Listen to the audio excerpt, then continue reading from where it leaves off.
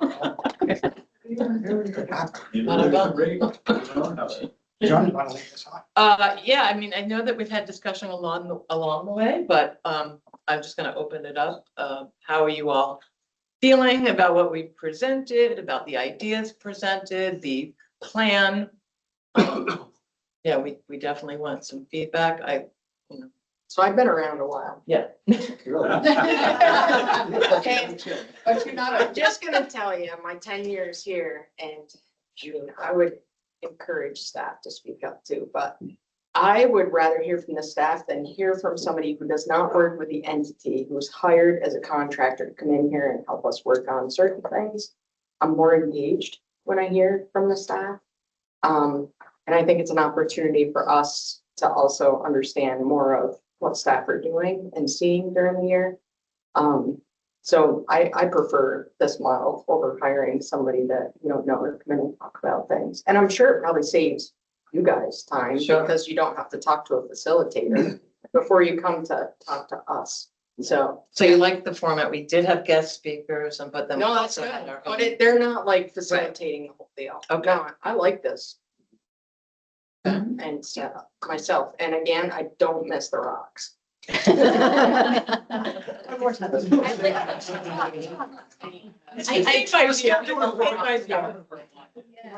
Yeah. Well, I mean, I guess that the thing about the rocks, because I did hear a variety of things about the rocks, and there's an element that it's good to look at things in 90-day chunks. But what you don't want to happen is that it's all about the rock and not about the underlying processes and things that you have to do to actually have a change management process. And maybe there was a little bit of that. It was a lot of focus on rock. But I agree because you're bringing up the strategic plan, which is similar, but Yeah. it's more conceptual because we're not doing it for the purposes of formulating a certain way of presenting. Right. So for those who don't know what the rock is, I honestly never really heard You that didn't miss expression before. But who was around when the So rocks? we had a facilitator who helped us develop a one-page plan. And he obviously subscribed to Covey. And the whole concept of you have to put the rocks in first before you can like pile in the noise, the smaller stones and ultimately the sand and gravel, and ideally the beer to have. Yeah. Yeah. So the idea was you got to put your priorities first and the priorities. But I don't know that that was ever conveyed. That was definitely part of our offsites with him. And then, and we still have that format. It's no longer one page, but the conceptual strategic plan is still laid out 3 years, 1 year, and they're broken down into bite-sized chunks or priorities. Right. Don't call them. They took on a more Sisyphusian, Yes. you're pushing the rock up. So tomorrow, the plan is that we really want the board to vote on this, approve it. Because we did look into the records and it was never approved. So we want to make sure that, and so it's good that there's a day or a night to sleep on it and think about it. And if any other epiphanies come up before the board meeting, then yeah, we could talk about it again tomorrow. Tomorrow, Renee is going to present cyber and AI and like workflow enhancement, probably the first thing when we open. And then afterwards, we'll have the full agenda of strategic plan, budget, and we have a pretty robust schedule Yeah, and Renee will be in In executive session. in executive session, right? Exactly. Yeah. Because of cybersecurity, confidentiality, so. On top of what Allison said, I really enjoyed when Sarah came on last year. She spoke about the interaction, what it took to work with VEDA as a banker. Yes, If we could hear from more people about that, I Yes. think it might be helpful. okay, now. I'm not doing that. She's out. of No, I know business. Sarah has been very articulate about the preference for participation rather than a whole separate loan documentation. I couldn't agree more, and I've heard it from some other banks as well. So yeah, we're totally open to that. Yeah. I love that, speaking. Exactly. Exactly. Yeah, definitely. Where and when we can. Yeah. And that is the idea behind the partner survey as well, is that we want to hear from banks about what is it like to work with VEDA? how could we improve? What are some of the things that were problematic or not ideal? That's, really should form the basis of whatever our product development will be. It's hearing from borrowers and banks and partners. And if anybody wants to look back, I think the partner surveys were in the informational packet. We had some results. It wasn't huge. Wasn't a huge response. 20 people, 17 or something, but it was interesting. But even though it was a small response, there were a few takeaways that made us think, like some people really want a portal. So that it's easy to transfer information back and forth in a secure manner, or check their balances or what have you. So like, that's just a little data point. You know, there's always some kernel of truth to any critique. So yeah, we're open to it. I'm a huge supporter of the participating with the Yeah. bank and doing it efficiency and all of that. Coming through, doing a lot of the direct lending as well as the participating loans. There is a little bit of a kind of a detached relationship with a direct borrower relationship. So that's for sure. So that's why I think, as Angie said, when we can, we would look to improve our efficiency. But I think we would be like, we're never going to change 100% participation loan, obviously, but that's kind of a one downside of doing the participating loan with the bank. Create efficiency, but less direct relationship. Right. I'm kind of generalizing it. Yeah. There's nothing for us from still having a relationship. That's It's not true. as formalized. Yeah. in the But the document. reputation changed too, potentially. Yeah, Yeah. In some cases. That's be more right. positive.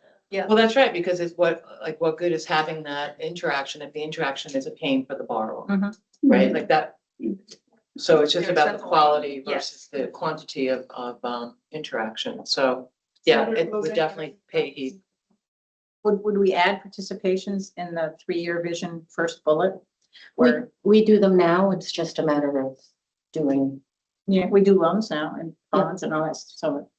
Yeah. And maybe it just falls under loans. It's a kind of loan. Kind of loan. Just a different way of documenting it. Are you saying in the 3-year? Yeah, the 3-year, the first bullet. Mhm. The same list of potentials like the GEAR program. Right. Yeah. Just looking at the full scope of what. It's just a different way of documenting a loan. Other thoughts?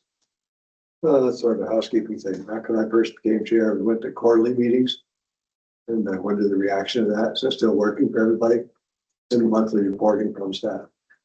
For staff, I mean, I'll let staff participate, but it's what I know so far, so I'm good with it. How does the board feel though? That's what I'm asking.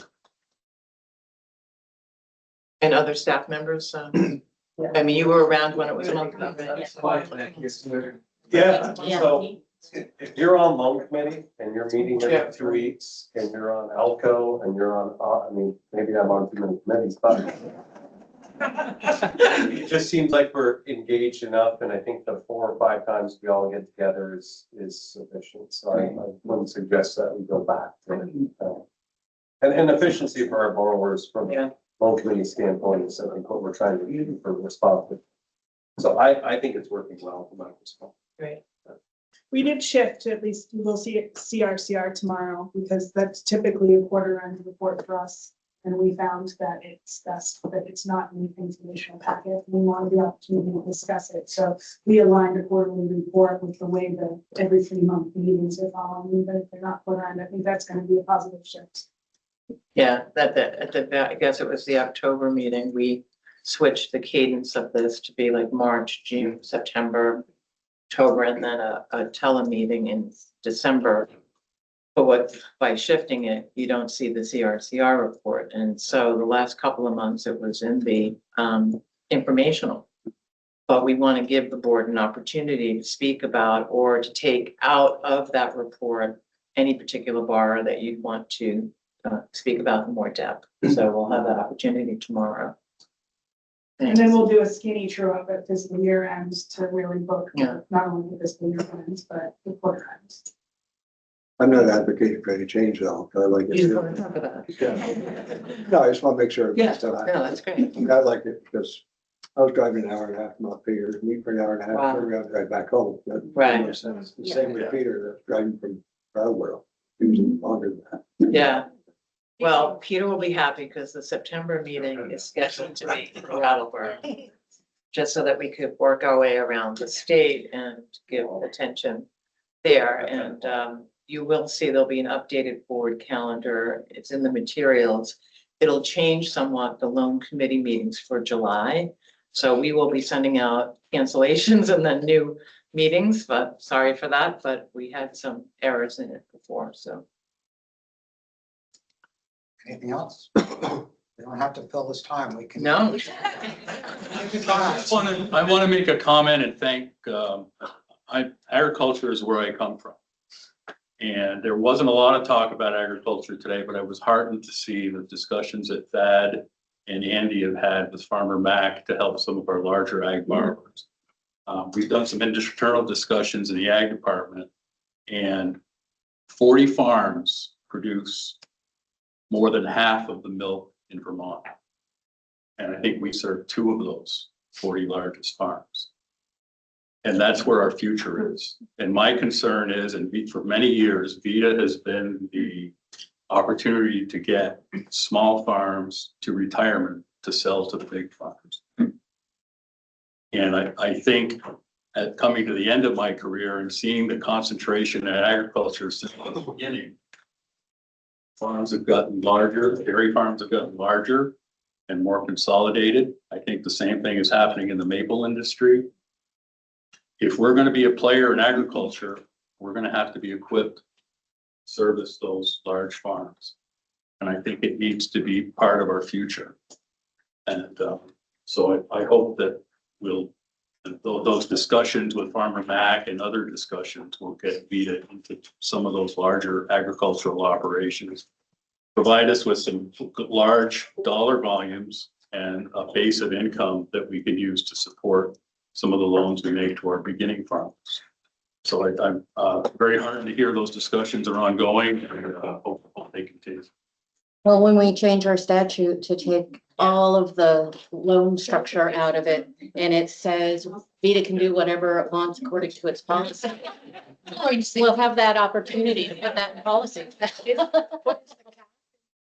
Right now it is, we might want to take that out. 5 million Aggregate. So if I can be of help in that, please. let me Yeah. know. The other thing is, to your point, we lost 15 dairy farms in the last 2 months in Vermont, so the trend is absolutely going that direction. And if folks want to continue to have the land open as we see it today, to bring in those that are staying at our hotels, et cetera, we're going to have to consider changing the conversation and how we do business with ag.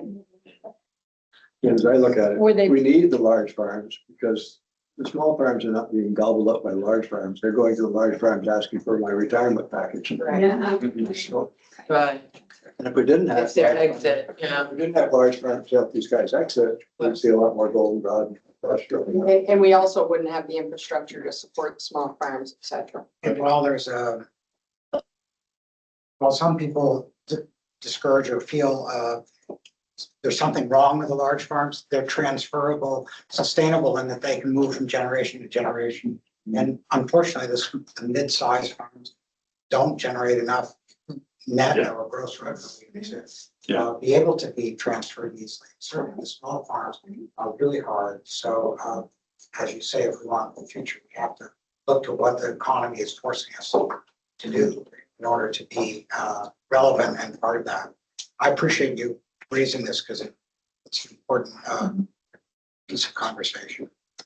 And I also think it's important to recognize this board, in my time, has really transitioned to be, I feel, maybe I'm wrong in saying this, but I feel more ag friendly than when I first joined. So, thank you for that, all of you that show interest in supporting ag and forestry, because that was not quite the case when I was here 10 years ago. And I get it, there's a lot of risk associated with it and it's intimidating. But I think it's worthwhile to continue the conversation. And I tell you, there's nobody better to dig out statute than myself, so I'd be happy to help. We're gonna take you up on that. Jennifer, you wish to learn more about agriculture, I'd be glad to bore you. Jennifer's been great. I can't hear, so one at a time, please. What did you want to say? I'd like to make a motion to adjourn. I was simply gonna declare that we're adjourned. If you'd like to vote on it, we can do that. All those in favor, please say aye. Opposed? There's no debate.